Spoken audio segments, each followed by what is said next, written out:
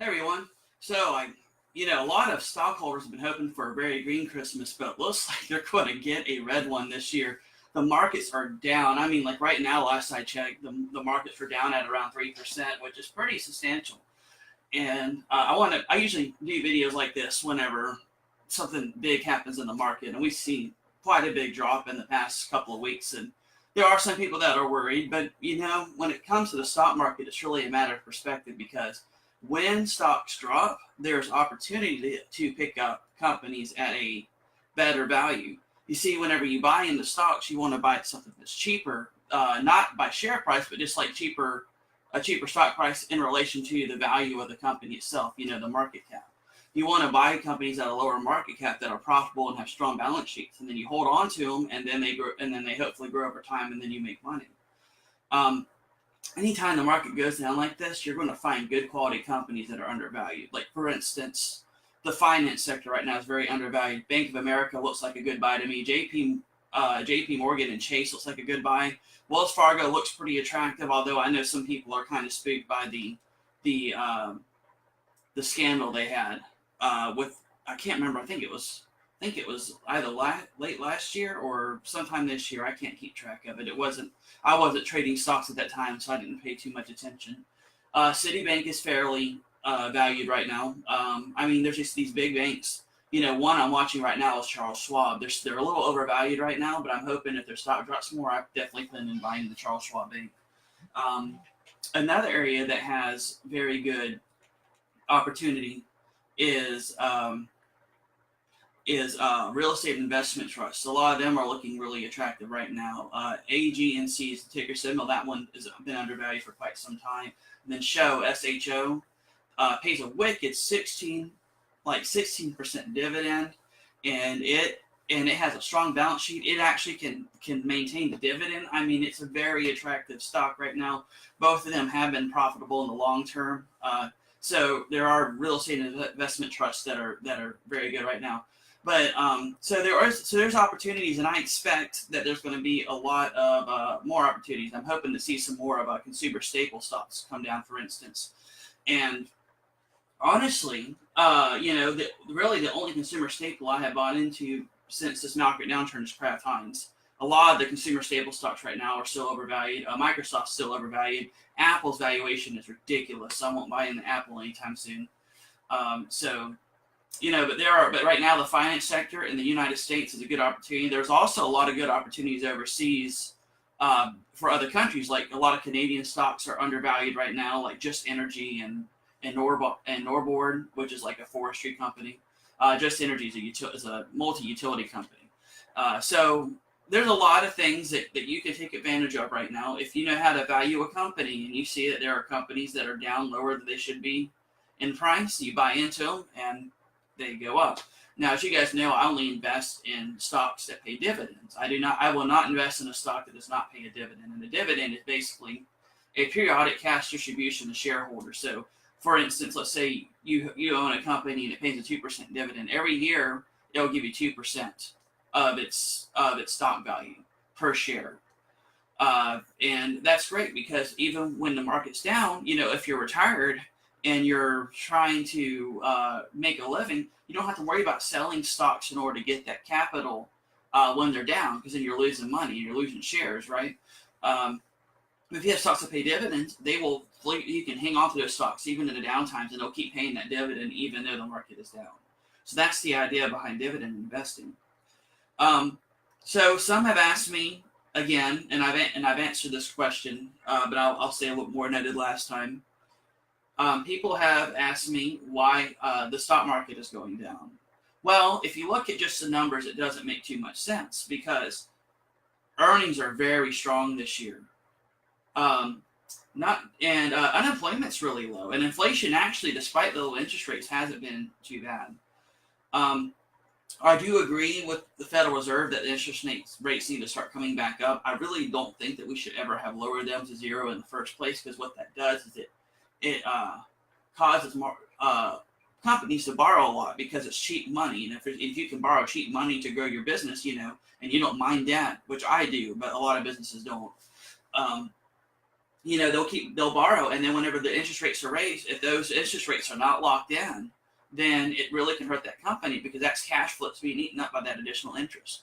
Now, the interest rates right now are still lower than the historical average, so we're still in a pretty low interest rate environment, all things considered. Um, I think that the market's really overreacting to the interest rate hike that happened a few days ago. I think that's what's going on here. And the reason why I say they're overreacting, and I'll give an example. A lot of banks were concerned that they could no longer do normal business operations because of the interest rate hikes that have been going on. And also, the Fed has said, again, that they are going to continue to raise interest rates. In fact, they might even speed it up. And that has a big effect on banks. And banks, and some of the banks are crying and saying, we can't do business if the interest rates are too high. But at the same time, they're loaning people money at north of 20%, expecting them to pay their bill and be able to live their life. I mean, it's just so, I own a lot of bank stocks, and even though I do, I just can't. The hypocrisy of the banking industry right now, complaining about the interest rates. It's, the saying, turnabout is fair play comes to mind. But the market is overvalued, I think. I think the Dow should be at around 18,000, and right now it's around 22,000. And I had said, I think I first said that publicly whenever the Dow was around 26,000.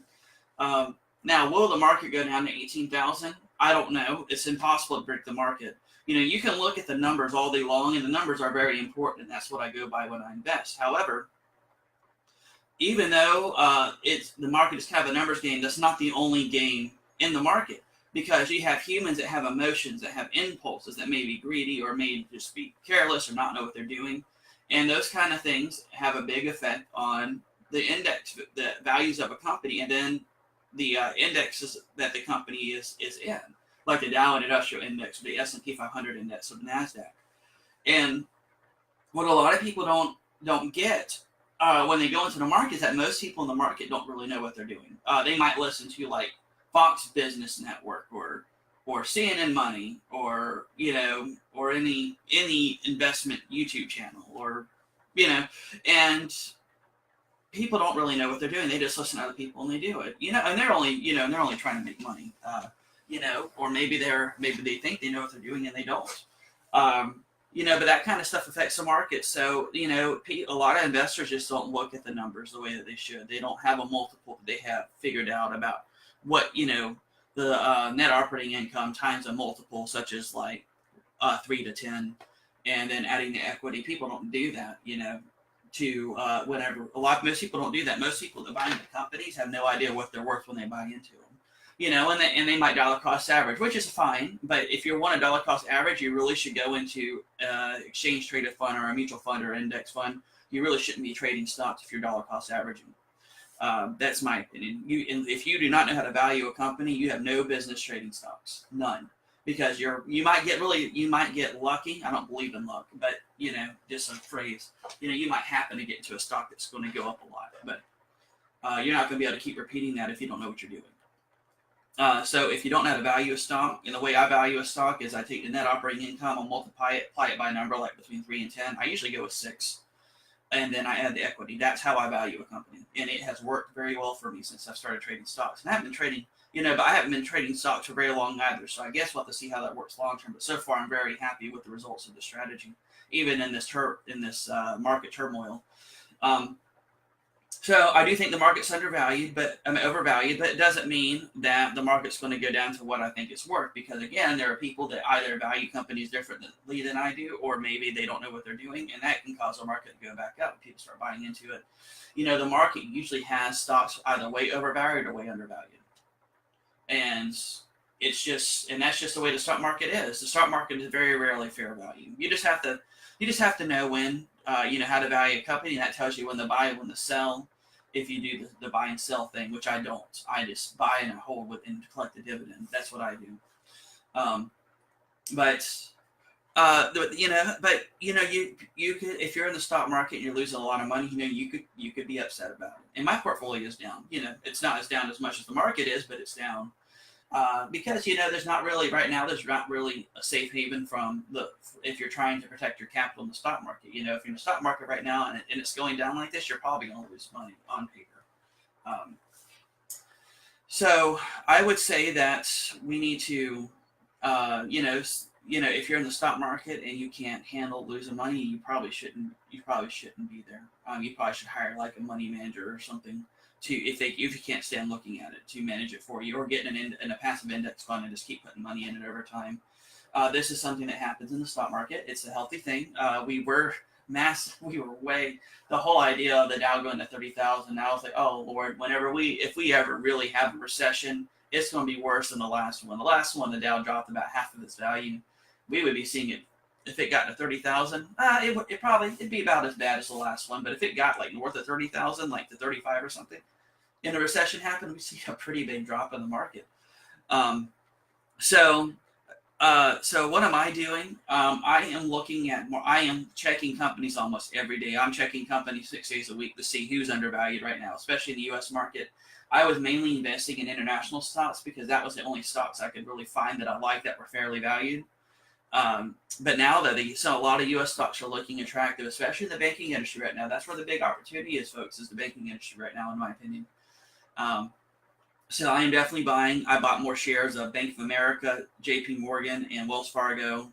I bought some shares of Ally Bank because I think Ally Bank, as an online bank, has a big competitive advantage that I don't think the investors have fully seized upon yet.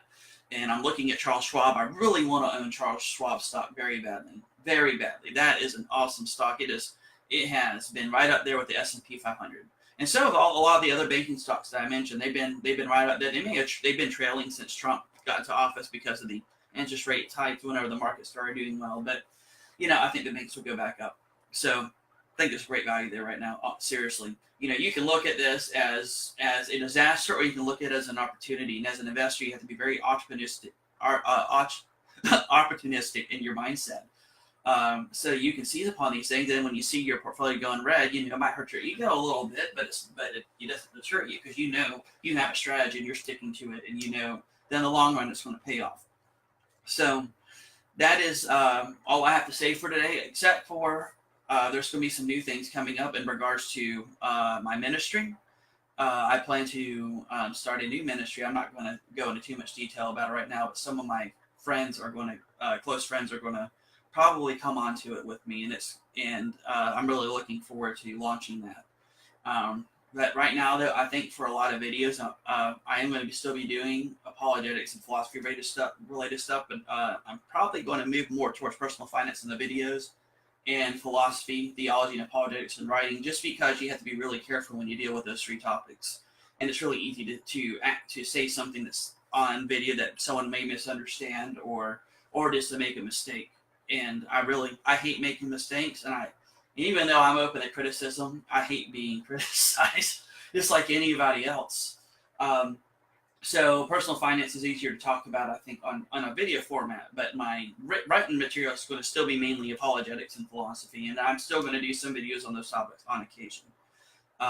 Maybe I'll do some videos whenever some big issue that everybody talks about concerning apologetics or theology comes up. So. But anyway, though, I hope that this video was a blessing to you, and that it will help you and maybe help calm you down a little bit if you're in the market right now, and you're in index funds or you're in mutual funds or ETFs. Just keep buying no matter what. You want a dollar cost average with those. You really can't time this because there's so many companies doing so many different things. You just can't keep track of what a fair value of that fund is. It's just too much work. So if you're in this kind of funds, if you're in funds, just keep buying no matter what the market does. If you're in stocks, start looking for companies that you think are undervalued and start buying into them. Bonds are also they haven't really been a good safe haven this year. I do like bonds, but they're not performing well this year because the interest rates are going up, and that causes bond yields to rise and bonds prices to go down. So but I am still in bonds. I haven't left my bond holdings. My traditional IRA is mostly in bonds. I have in my Roth IRA, I'm mostly in bonds. In my taxable account, I'm not really in a lot of bonds right now. Municipal bonds just aren't giving a great return right now, so I'm not in municipal bonds in my taxable account anymore. Although I do have one brokerage that I just let sit there to some municipal bonds. I just haven't touched it, but I'm probably eventually going to sell those holdings and move into some more stocks. But anyway, though, again, if this video blessed you, feel free to like, maybe share, leave a comment what you think about what's going on with the market. I'll be putting this on YouTube as well. So God bless.